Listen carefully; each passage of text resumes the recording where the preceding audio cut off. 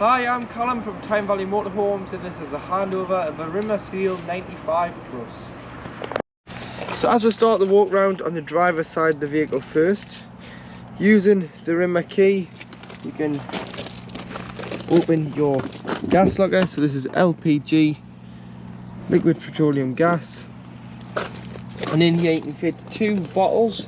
This is our test bottle. So there's a strap which you'd strap the middle of the bottle to secure it in place, and then to connect the pigtail to the bottle, it's a hand tighten, so no need for a spanner. Left hand thread, so opposite threads with it being gas. Left to tighten, right to loosen. Turn on and off at the top of the bottle, turn it on, and then there's a crash sensor here. Push this for approximately 3 seconds to allow the gas into the motorhome, and then turn your bottle off before you start driving away, so that it is safe and secure when you're on the road.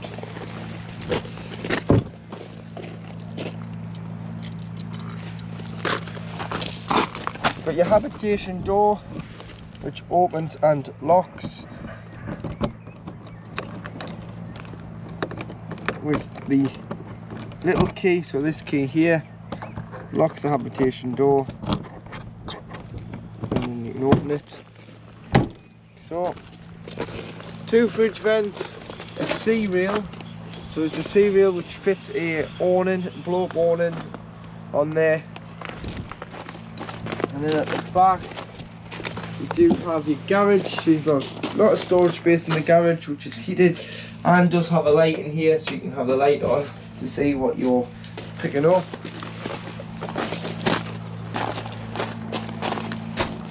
The back of the vehicle, you've got your high level brake light, your reverse camera, and your Fiamma bike rack. So you've got the rail for the bikes, 4 bikes can go on there. You'd pop the strap through the spoke and tie it down, and then all these through the crossbars. So this being the 4th bike, this being the 3rd bike, and then you've got 2 smaller arms for the 1st and 2nd bike. Then what we would recommend is that you put some sort of bike security lock around your bikes, just so if you leave the vehicle unattended, your bikes are safe. Same door in the garage. Your vent for your heater on gas, because it is just a gas heater. It uses gas for the heater and the water on the vehicle. It's just gas.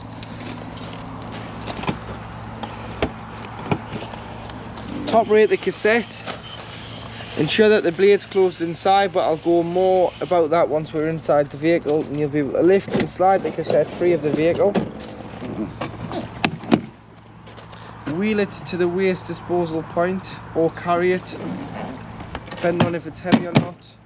Then empty, remove the blue cap, press the button at the back and tip out the content of the cassette. Put some water in, give it a rinse, tip out again, and then fill this with a cap full of either the blue or the green liquid into the cassette, and it can go back into the van. But ask your site which liquid they prefer you to use, because some people now want the green instead of the blue, as it's more environmentally safe to dispose of.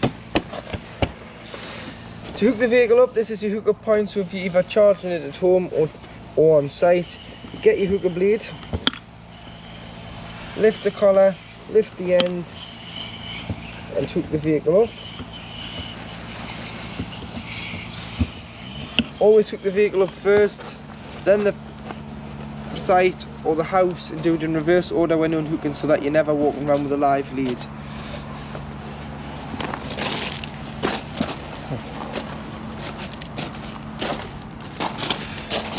Behind the back wheel, just before we go any further, is where your wastewater is. So I'll pull this handle and your wastewater will drain off. You normally drive over a grid on the way out of your site to deposit your grey water, which is anything that you've put down a plug hole. And in the winter you need to ensure that this is fully drained off, as you wouldn't want the water to freeze in here.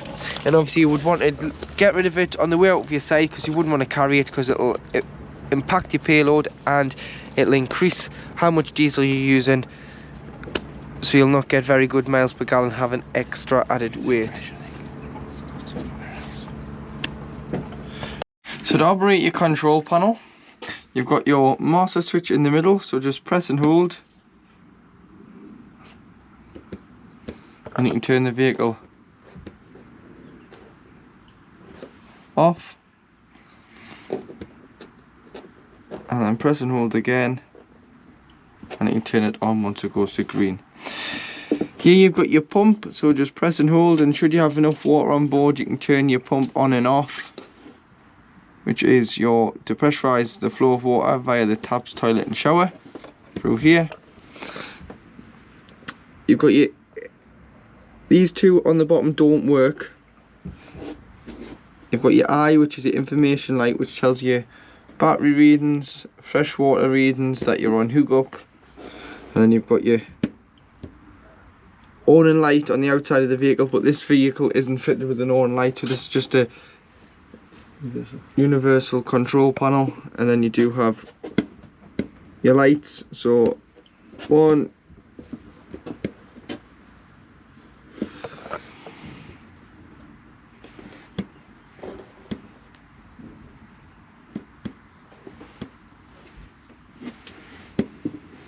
but you can also work these off these switches here, so pressing, you've got twos lit up there, they've gone off, so you can use your lights via the switch on the door, or you can of course press it and turn them on and off. To operate your microwave, make sure that you're hooked up to mains 230 volt, as this is a 800 watt microwave, and you just press eco, which is the button in the line here, to wake the microwave and use when on site as you would be hooked up. To light your oven and grill,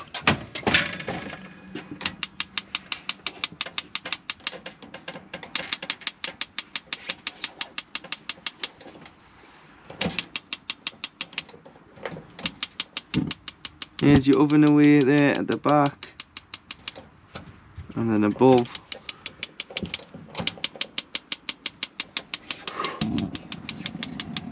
you've got your grill. Light in the top corner, which is at the back of the oven. So to work your Fedford fridge, you've got 3 sources on this fridge, so it's a 3-way fridge. So to turn on and off, you just press and hold this button here, turn it on,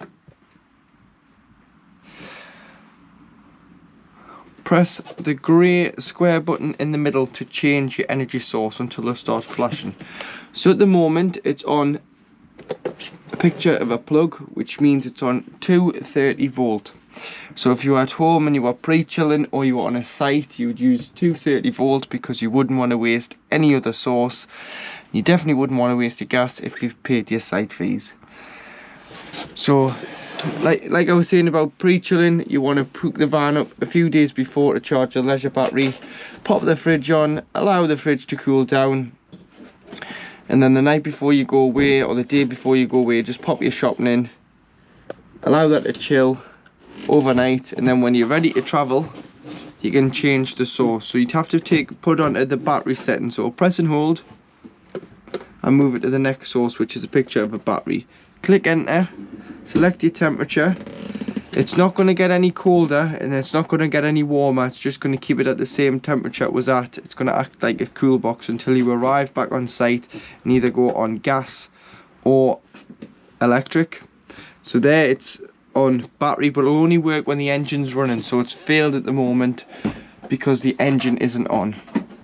And then if you did go wild camping, you would just press and hold and change it to gas, select your temperature. I've done 5 when pre-chilling. Once you put your shopping in, just drop it down to 3 or 4 so it doesn't freeze the fridge, and that is lit on gas because you would have no other source available if you're wild camping other than gas. And then when you're finished with the fridge, you want to leave the door open. So underneath the handle here is a little clip. Pop this clip into here. It leaves the door open and stops any smells from forming by trapping air inside the fridge. In the kitchen area you've got 2 gas burner rings, but you will need a lighter to ignite the hob. So there's one lit, there's the other one lit. So there you've got 2 lit gas rings, a plug hole at the back so you can wash it down, which is quite a good idea.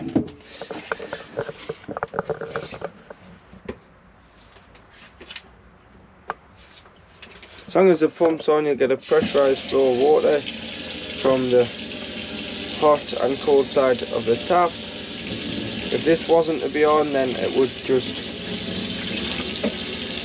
fade out and you'll have no pressurised water when you open the tap. That's your water system working fine. 2 230-volt sockets on there. Lifting the clip behind the handle to release the drawers. Cutlery drawer. Storage in here.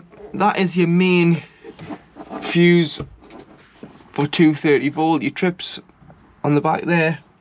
And then you've got 3 gas isolation valves there, so any problems with gas, turn the bottle off to be safe. These are mainly for when the vehicle is annually habitation serviced. But if you want to isolate an individual appliance, you can by just turning the valves the opposite way. So you go horizontal from vertical to shut off a valve for the gas appliances. So you've got top one, which is your hob, bottom one, which is your boiler and space heater, and then the bottom one, which is your fridge. In the centre of the van you do have your shower cubicle to your left hand side, so making sure that when you travel you just put the catch over the 2 screens and join them together to keep them as one and keep them shut so that they don't flap about when you're on the road.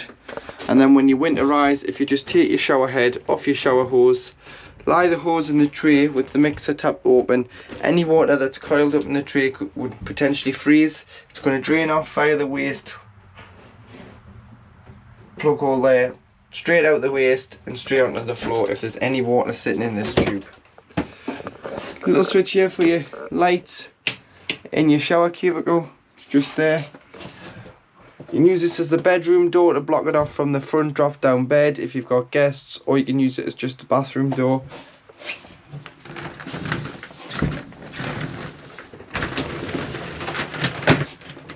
This side you do have your washroom. To operate your toilet, press the blue button, making sure that the pump's on. You get a little bit of flush. So we always recommend putting a little bit of water down the toilet first to lubricate the seal between the cassette and the toilet. And then what you want to do is you want to open the blade. So this is the blade handle here, this grey handle. Push that away from you. It'll open the blade on the toilet and then everything will go into the cassette.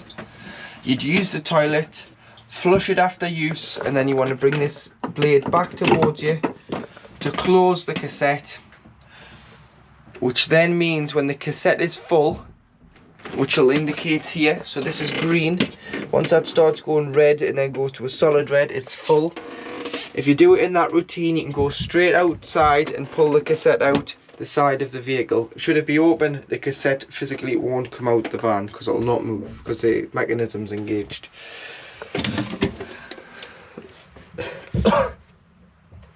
Toilet recabinet there, hand basin, sink and toiletry space in here with a spare plug for either the sink or the shower depending on what you want to use it for, with a towel rail and a toilet roll holder there.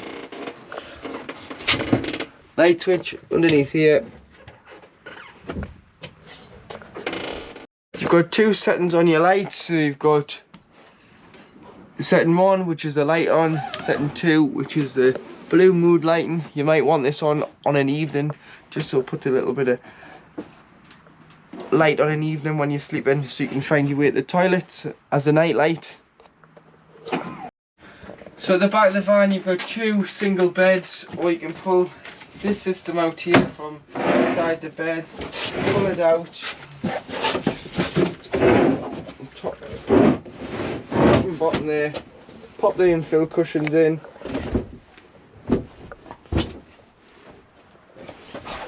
and you've got a double bed across the width of the vehicle, or you can have 2 singles. It's entirely up to you how you want to arrange your sleeping arrangements. To operate the heating, it just works off gas only, so it doesn't work off electric, solely gas. So make sure that your gas bottle's switched on and you've got a gas bottle on board which has got gas in. Press and hold, press and a long hold to turn this completely off, and it'll go to a blank screen. Press it once and you can get into the menu. So in the top left hand corner you have a motorhome with a thermometer in. This is how hot you want the inside of your motorhome to be. So in the summer you'd have it off, but then in the winter you may want to turn it up to full temperature, which is 30 degrees. You can adjust the temperature to suit, and then once you're happy you just press enter, and that's preset the thermostat to 22 degrees. Moving on, you've got water with a thermometer in. This is how hot you want your water, so making sure that your boiler's closed and you've got water on board, because you wouldn't want to burn the element out, as it is just like boiling a kettle without any water in. You can have it off, eco, which is 40 degrees of heating your water, hot, which is 60 degrees of heating your water, and boost will turn off the heating and it will prioritize your water first. So your water will be the temperature first before your heating comes back on. So for this we normally just say hot, which is 60 degrees of heating your water, and then you've got your fan speed at the top. So eco or high. Eco takes a smaller feed of 12 volt and is a lot less quieter on an evening, so if you are sleeping with it on, put on eco. But high obviously uses all the fan speed, and it's designed to blow the heat around the van at a far quicker speed, which is why you have high and eco. Timer on the bottom left hand corner, time on the main display panel,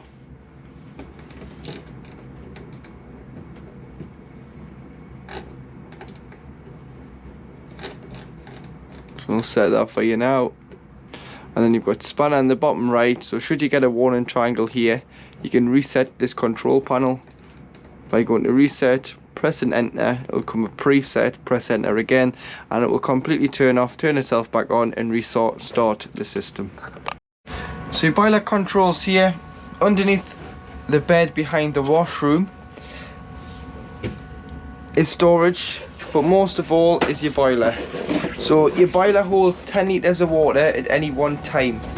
In the winter it's very important that you drain it off. So you drain the fresh and the waste, you'd leave all the taps open throughout the vehicle, and then you'd want to open the boiler. So to open the boiler, it's got a valve here which is called the anti-frost valve, and it'll automatically drop the water when it's not in use, when the valve detects 3 degrees. The button on this side here will pop out, and that's dropped the water. But don't rely on this valve to automatically drop the water. So if you want to manually drop the water, what you need to do is, you do this more so in the winter when you're storing the vehicle, not using it when we're experiencing cold weather. Turn the diamond from the point from side to side to front to back. The button's popped out here, and the nib in the top's popped out. That's draining the water directly out underneath the van as we speak. And then to stop it, you turn this back, push the button in at the bottom, and that's now holding water. But you'll want to make sure that you leave that valve open in the open position when not using the van in the winter to drain the vehicle off. Otherwise it is a very expensive mistake to make, as the boiler for frost damage isn't covered under warranty. Because frost damage is your responsibility, you've got to drain the vehicle down. So make sure that you open the valve, but just come in and check that it's open. Even if the button's popped out, then you're fine. Turn the diamond on the top, or just do it yourself when you're packing the van away and you're not using it until after Christmas. Or and then when you're ready to use it, just turn it back. So shut the valve, shut your taps, shut your fresh and your waste, fill the vehicle with water, come in, put the control panel on, put the pump on, go to the cold side of the tap first. You get an automatic pressurised cold water feed. As soon as you start going to the hot side, you fill in this boiler, so it's going to push loads of air out, it's going to cough, sputter, make all sorts of noises until you get a free flow of water, pressurised flow from the hot side. Then your system is primed. This side seat is a 5th belted seat as well, so just turn your back cushion, which is hard backed, and pop it on the back of the bulkhead here. And then there is a seat belt underneath, which is a lap belt, so the buckle's in the corner, and that's your 5th travelling seat. You've got 2 belts here, so all you need to do is slide these through the cushion, pop them on the front if you're using them, store them away in the back when you're not, just so that they're not sticking in your back when you're on a site. And your table, you can drop it down if you want to drop down, and then popping your foot on the pedal, I'll then make the table pop back up, and you can lock it in with all these little catches here to stop it from moving. Or then if you do want it to move freely, just drop these catches down, adjust the table to where you want it, and then lock it into place. And then there's 2 little catches here, so what you do is you pull these forward on both sides, take this cushion off and drop that down, so that when you are travelling 2 additional passengers, they've got the end passenger's got some space to put their feet. To operate the drop down bed, first of all turn the power switch on, then you've got the switch, you just press and hold, bring the bed down, don't click click click, just press and hold the switch, bring it down to there. Just adjust this elasticated strap just to keep the sides in from getting caught. You can keep your bedding on it, but take your pillows off when putting the bed back up, and the ladder.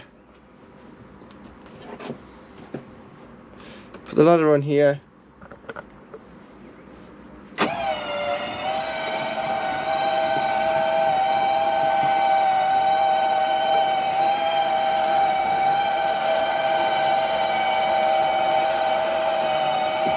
And you've got 2 individual switch lights up there as well.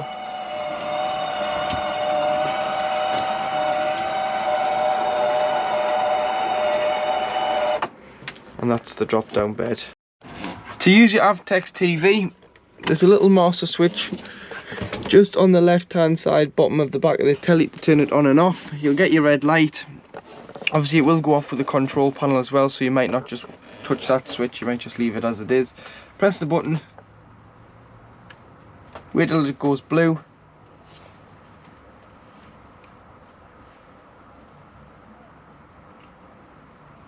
and then every time you move sight you need to retune your telly. So AQT, press and hold, big orange button, this one here, OK, and it'll do an automatic channel search and find as many channels as it can in your area. And up here in the corner you've got your TV booster, so you can boost and amplify it on the wheel. It's a fixed aerial. Should you be struggling to get a picture, try boosting it, and if it's still pixelated on boost, try just dropping it down, because the amplifier might be putting too much interference in with the signal. And then that'll just do its thing and find as many channels as it can wherever the motorhome is parked.